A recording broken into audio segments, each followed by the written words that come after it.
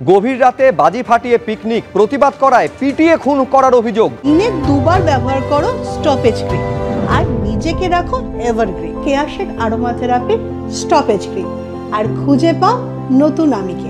নৈহাটিতে প্রতিবাদীকে পিটিয়ে খুন করার অভিযোগে গ্রেফতার তৃণমূল ছাত্র পরিষদের নেতা সহ ৩ জন। মহালয়ার রাতে বাজি ফাটিয়ে পিকনিক চলছিল, প্রতিবাদ করায় রড দিয়ে বেধড়ক মারধর করা হয়। আশঙ্কাজনক অবস্থায় হাসপাতালে ভর্তি করা হয় এবং আজ ভোররাতে মৃত্যু হয় আক্রান্ত প্রতিবাদীর। कुछ बोलिएगा आप लोग?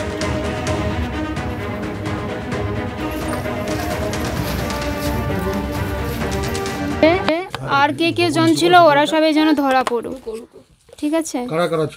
কারা ছিল আমরা জানি না, শুধু দুজনের নাম জানি, ঋষি আর বাবান। আর ওনার সাথে কে ছিল জানি না, ওরা ধরা পড়েনি।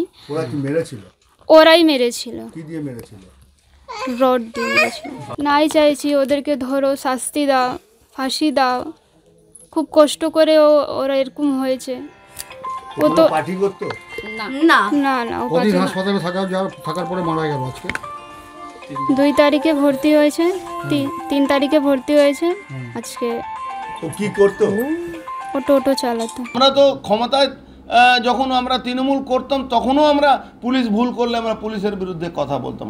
ক্রিমিনালদের কোনো ক্রিমিনাল এলাকায় থাকতে দিতাম না আমরা, বা জেলে থাকতো না বাইরে থাকতো। আজকে পুরো ব্যারাকপুরটাকে, যখন থেকে পার্থভৌমিক ব্যারাকপুরটাকে দেখছি তখন থেকে ব্যারাকপুরটাকে শ্মশান আরজিকরের ঘটনা ঘটেছিল 9ই আগস্ট, অর্থাৎ প্রায় 2 মাস হতে চললো, কিন্তু তারপরেও নারী সুরক্ষা কতটা সুনিশ্চিত করা গিয়েছে বড় করে এই প্রশ্নটা তুলে দিয়েছে আজকে জয়নগরের ঘটনা। এইরকম একটা পরিস্থিতিতে কার্যত রাজ্য সরকারকে আলটিমেটাম দিয়েছেন জুনিয়র ডাক্তাররা। কাউন্টডাউন চলছে। এই রকম অবস্থায় পুলিশের তরফে চূড়ান্ত অসহযোগিতার অভিযোগ করছেন জুনিয়র ডাক্তাররা। ধর্মতলায় ধর্ণামঞ্চে চৌকি এবং বায়ো টয়লেট আনতে বাধা দেওয়া হচ্ছে পুলিশের তরফে, এই অভিযোগ তারা করছেন। সরাসরি ঝিলম করঞ্জাই রয়েছেন আমাদের সঙ্গে। কি পরিস্থিতি ঝিলম এখন?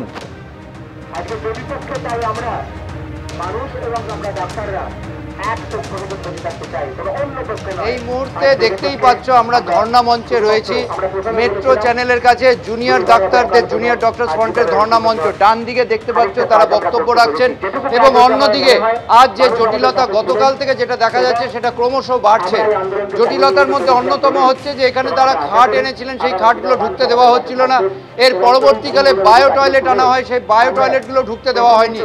এখানে সিনিয়র ডাক্তাররা রয়েছেন, তাদের সঙ্গে আমরা কথা বলবো, জেনে নেব এই বায়ো টয়লেটগুলো নিয়ে কি সমস্যা হচ্ছে। আপনারা কি শুনছেন? পুলিশের সঙ্গে তো কথা বলছিলেন। আমরা চেয়েছিলাম আমাদের এখানে যত প্রতিবাদী আসছেন, বিশেষ করে যে ডাক্তাররা থাকছেন এখানে, জুনিয়র ডাক্তার, সিনিয়র ডাক্তার, যে তাদের জন্য একটু পরিষ্কার পরিচ্ছন্ন বায়ো টয়লেট, যাতে কোনো এনভায়রনমেন্টাল পলিউশন না হয়, সেজন্য আমরা এখানে বায়ো টয়লেট লাগাতে চেয়েছিলাম। কিন্তু পুলিশ কোনোভাবেই এটা লাগাতে দিচ্ছে না। পুলিশ আমাদেরকে এই ধর্ণা মঞ্চে বসতে দিচ্ছে না। এবং শুধু তা না, আমরা জয়েন্ট প্ল্যাটফর্ম অফ ডক্টরস থেকে পুজোর 4 দিন শ্যামবাজার মোড়ে এবং সিধির মোড়ে আমরা দুটি অবস্থান করতে চেয়েছিলাম। সেখানে শুধু পুজোর মধ্যে যারা বলছেন উৎসব করবেন, আমরা বলেছি পুজো করব। আমরা পুজোতে মানুষদের সাথে থাকতে চেয়েছিলাম, সেখানে চিকিৎসা করতে চাইছিলাম, কিন্তু সেগুলোকেও পুলিশ বলেছে না করা যাবে না। কিন্তু আমরা এটা মনে করাতে চাই, যে মাটিতে, যে রাস্তার ওপরে আমরা দাঁড়িয়ে আছি, এই সেই ঐতিহাসিক জায়গা যেখানে 26 দিন ধরে অনশন হয়েছিল। আমাদেরকে বাধ্য করবেন না সেখানে আবার অনশন করতে এবং এই ঐতিহাসিক জায়গাকে পুনর্বার আরেকবার ঐতিহাসিক করে তুলতে। অর্থাৎ দেখতেই পাচ্ছ যে পুলিশের সঙ্গে সংঘাত সব জায়গায়, জুনিয়র ডাক্তার, সিনিয়র ডাক্তার সকলের সঙ্গে এই আন্দোলন চালিয়ে যাওয়া নিয়ে, এবং এই সংঘাত কোন দিকে যায় এখন সেটাই দেখার। বেশ ঝিলম, আপাতত তোমাকে ধন্যবাদ। গতকাল রাত্রি 8:30 থেকে আজ রাত্রি 8:30, 24 ঘন্টার একটা আলটিমেটাম কিন্তু রাজ্য সরকারের উদ্দেশ্যে দিয়েছেন জুনিয়র ডাক্তাররা। এই অবস্থানের প্রায় 20 ঘন্টা পেরিয়ে গিয়েছে। এইবার দেখার বিষয় যে আর ঘন্টা 4 বাকি রয়েছে, তার মধ্যে রাজ্য সরকার কি পদক্ষেপ, আদৌ কি কোনো পদক্ষেপ করবে, তার উপর নির্ভর করছে।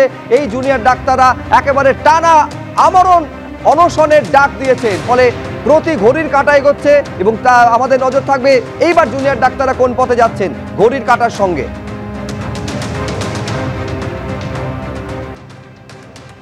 আরজিকরের ঘটনা ঘটেছিল 9ই আগস্ট, অর্থাৎ প্রায় 2 মাস হতে চললো, কিন্তু তারপরেও নারী সুরক্ষা কতটা সুনিশ্চিত করা গিয়েছে বড় করে এই প্রশ্নটা তুলে দিয়েছে আজকে জয়নগরের ঘটনা।